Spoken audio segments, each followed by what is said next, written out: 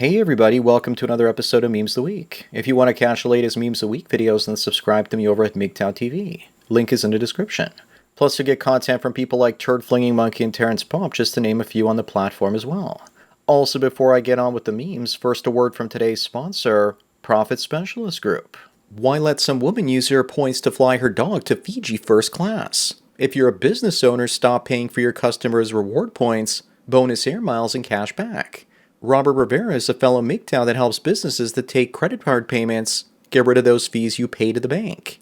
If you're accepting credit cards, he can save your company $6,000 or more annually on the fees.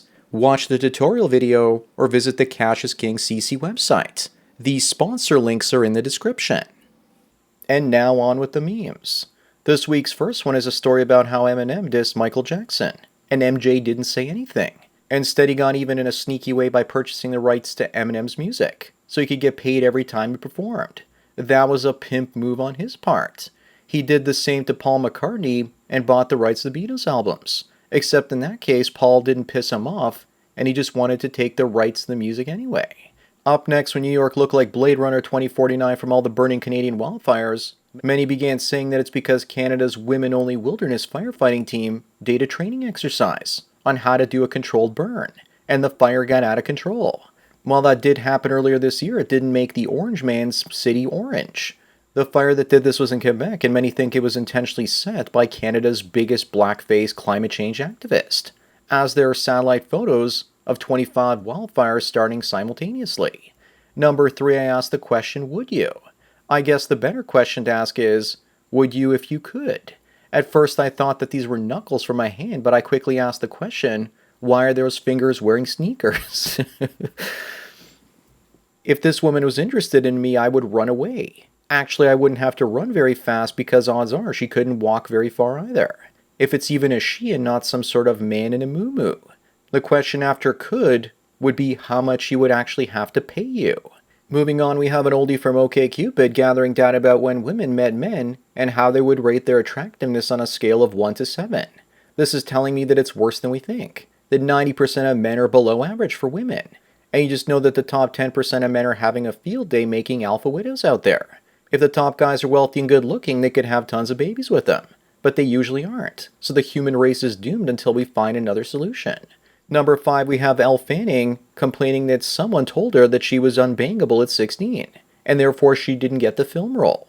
I didn't even know who she was until I looked her up, and she's the sister of Dakota Fanning, and she is in one of the 2 things that I watched, including Maleficent and Mary Shelley. Now she does the same playbook as lonely fans models do with regards to begging for attention and money. They go on the New York Post.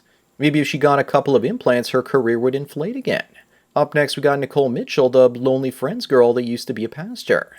She claims that going on that platform has made her a better mother. Maybe monetarily, but she knows that her children are going to get teased at school when they get old enough because of what she's doing. I don't think she understands the longer-term consequences to her kids, or if she even cares. Number 7 is a message from a woman that's complaining about her boyfriend crying all the time when he hears music, when he cares about his friends, as well as when he drinks. First, she thought it was nice that he let his emotions out, but now she finds it irritating. They've been together for 8 years now. Women don't even want men to cry happy tears when we hear great music, not just the bad ones behind closed doors. They don't care about our feelings now, do they? Number 8, we have a woman with the list of things she wants in a man. 6 feet tall, $300,000 to $500,000 income per year, self-made, and most importantly, loves her. Of course, there's no mention of what she offers him. Also, you know this list is going to fly out the window the first uber-attractive man that gives her the time of day. All that'll matter is that he's 6 feet tall and hot. Then she'll become an alpha widow and have to get a cat and a box of wine. Moving on, we have a psychological test. Is this girl A, leaving the Ferrari, B, getting into the Ferrari, or C, what Ferrari? I, once you see her, you don't even care about the car anymore. Some say that the right answer is double D. I say that the answer is E. What girl? Nice car though. But hey, that's just me. Number 10, we have a woman that works for DC Metro that has had to apologize for posting commuters, i.e. men's crotch pictures, to slam manspreading. So my guess is that shaming men publicly probably got a lawsuit thrown their way. Usually it's impossible for a woman to take accountability. I wonder why she did. She also looks like she hasn't ridden the subway since college. Maybe she published a picture of someone that looked like a man, but really identified as a woman, and it's screwed with their alphabet people programming. Up next is a post that says that masculinity is not for women to define. One of my smart followers says that Briefold's law seems to say otherwise, meaning that women get to pick who they breed with, so therefore, they breed with the men with the type of masculinity they see as having the highest value. But us men that are already here that have a chance to pass down our genes or not, that don't fall prey to female validation, definitely say otherwise. Number 12, we have Johnny Depp, and he's refusing to return to Pirates of the Caribbean because of the way that Disney treated him during the Amber Turd debacle. But we know the real reason. They've been wrecking every single intellectual property left and right, and he probably just doesn't want to be a woke Jack Sparrow.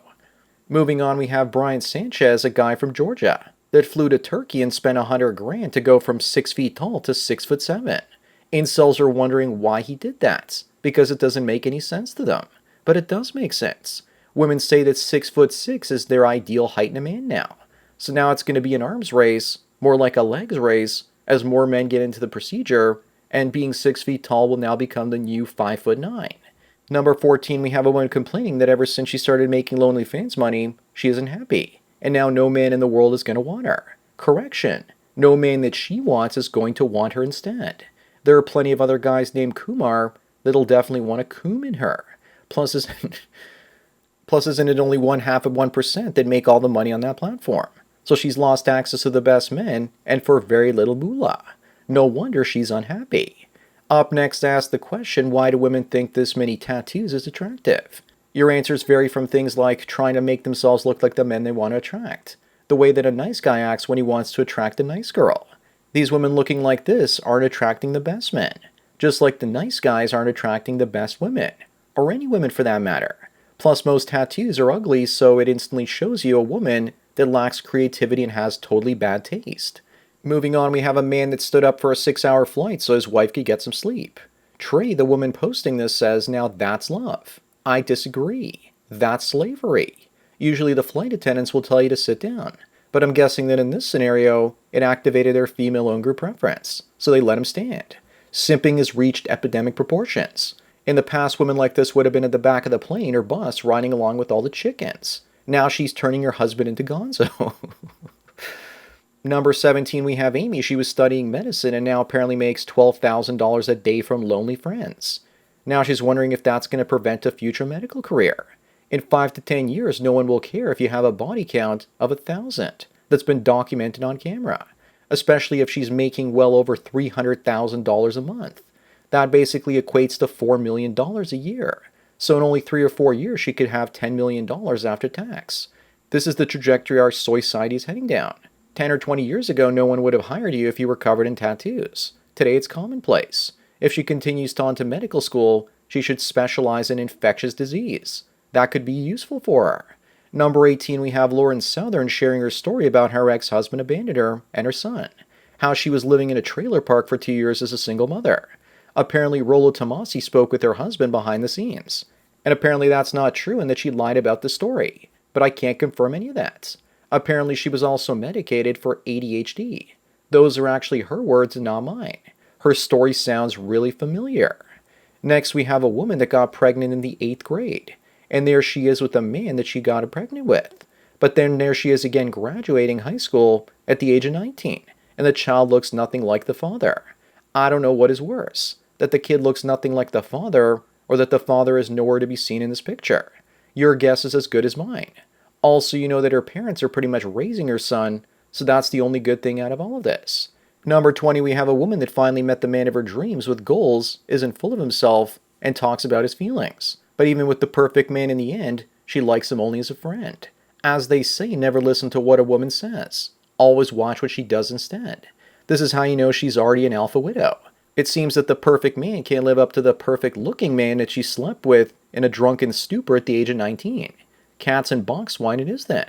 Here's someone I'm not sure if they're male or female that says that their family hates their extreme body modifications, but the men can't resist her charms.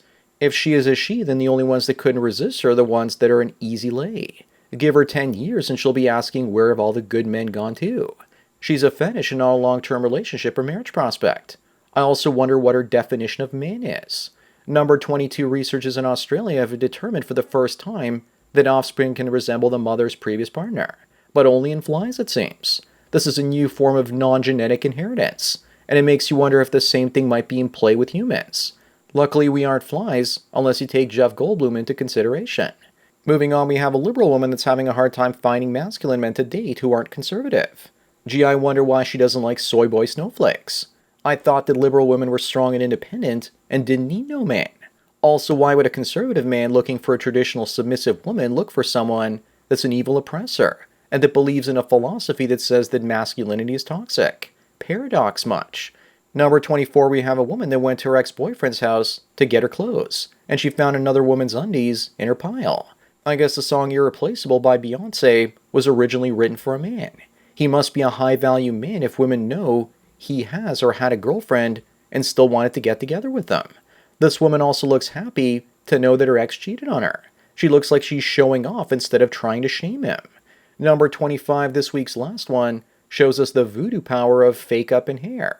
The woman on the left looks 45 to 50 and undesirable. The one on the right looks youthful and somewhat desirable, like she's in her mid-30s. On top of that, with Photoshop and filters and one-day augmented reality, many 20-year-old guys will be getting together with 60-year-old women that look 20 using such technology. Women want a real man, but here's the proof that there usually isn't anything real about them except the scent of catfish. So that's it for another Memes of the Week. Remember, I make these for free, so donate if you can at the PayPal and Subscribe Star links below for more content like this. Also, once again, check out MGTOWTV for content that you can't get anywhere else. You're definitely going to enjoy it. Anyways, enjoy the rest of your day, and cheers.